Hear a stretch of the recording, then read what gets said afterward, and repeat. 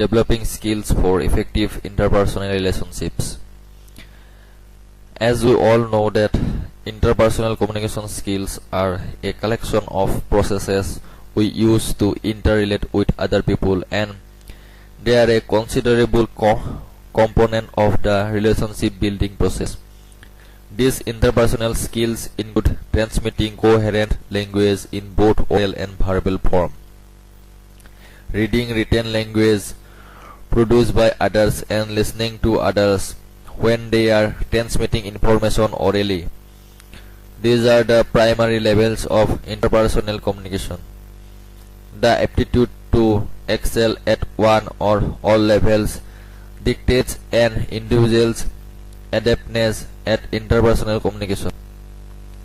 Interpersonal skills are developed and improved over time, and despite considerable academic research, are typically difficult skills to perfect. By communicating with others, we share information and learn about other people, predominantly how they themselves communicate, which is assimilated into how we ourselves communicate interpersonally with others. Interpersonal communication takes place all the time. When a shopper is speaking to a store cashier, when a manager reviews a subordinate's performance, or when a salesman cold calls a client. Over and over again, the purpose of personal communication is to convey a message and establish a connection between sender and receiver. This allows us to learn something about someone else, which consequently enhances our interaction with them in the future.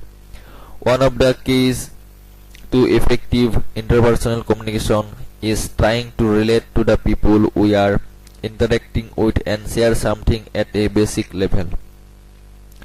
This sharing of interaction allows us to fulfill a need for inclusion in a social community, a need to demonstrate control over cognitive function, and for affection and attention.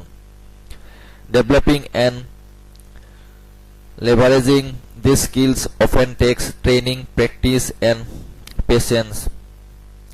Revealing something personal about ourselves to those around us builds trust and develops social relationship. Next, active listening is a key skill that includes paying attention to information being relayed to you, asking lots of questions, and monitoring your physical communication, such as eye contact and getting show enthusiasm in your demeanor and speech, etc. This type of empathetic listening demonstrates interest in another person's point of view and establishes a connection. Providing constructive criticism without being overly critical can actually be done by demonstrating patience with someone whom you may differ in opinion with.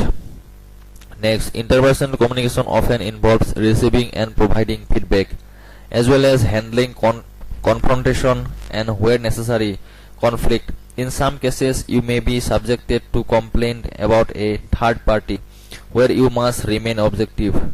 Next, it is important to be skillful in finding a balance between not being pushy and not being a pushover, a manageable level of assertiveness. Next, be cognizant of physical communication tics, hands, shoulders, feet getting, hair twirling. The development of interpersonal communication skills never ceases, and during each and every conversation, an individual is forced to analyze verbal and non-verbal communication. Next, listening, observation, appropriate language, facilitation, and responding.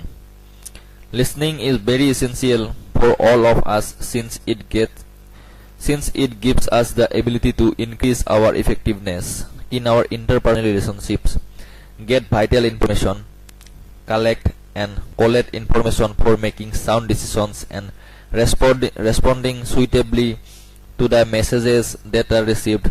At the time of listening to others, it is important to listen to the complete meaning, which comprises of both the substance and the approach or feelings fundamental to the content. Thus, even though it may look as if no effort is going into listening, there is the cognitive mental aptitude to develop information with a speed that is 3 to 4 times quicker than the speed with which people talk. This requires a deeper level of attentiveness and dedication to the listening process. Listening does not only comprise of hearing a message. Hearing is limited to being the physical aspect of the process of listening. It is a stress-free, unreceptive, and physical work that requires little or no effort of the mind or will. Therefore, one can possibly hear sounds, for instance, recorded music, etc. At the same time, one can concentrate on other jobs as well. For hearing to take place effectively and in the right manner, the following three events should take place. First, the receiver should be able to segregate the sounds in the correct way. Next, the sounds should be placed in the order of significance so that it becomes easy to convert them into words. Next, the identification of words should be designed to form a language which can then be useful in conveying the message that has been communicated across. With the help of an array of spoken and unspoken signals, listening exhibits that the information that has been received has been understood. First, how does one make sure that people are aware that their views have been taken into account? Next, is there a time when your dynamic listening capabilities actually paid off?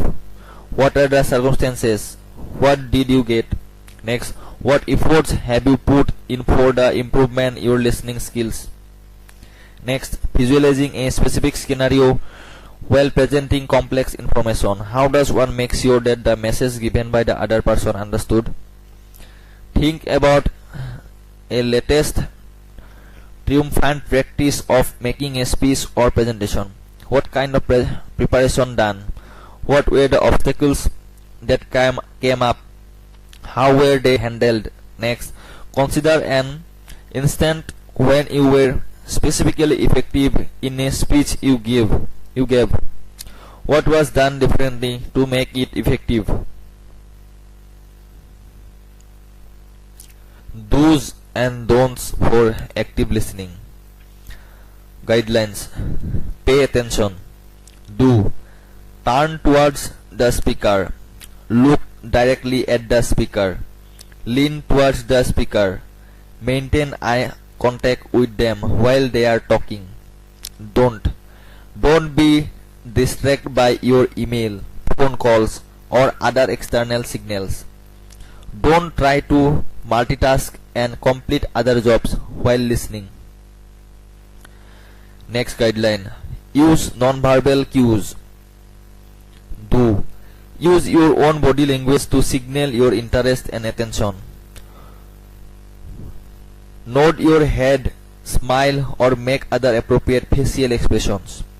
Don't fold your arms over your chest or clench your hands. Don't turn away from the speaker. Next guidelines. Give feedback. Do. Paraphrase the speaker's ideas. Summarize what he or she says. Refer to notes to ask questions and details. Don't be critical or argumentative in your feedback. Don't be afraid to disagree, but resist dismissing a message because you do.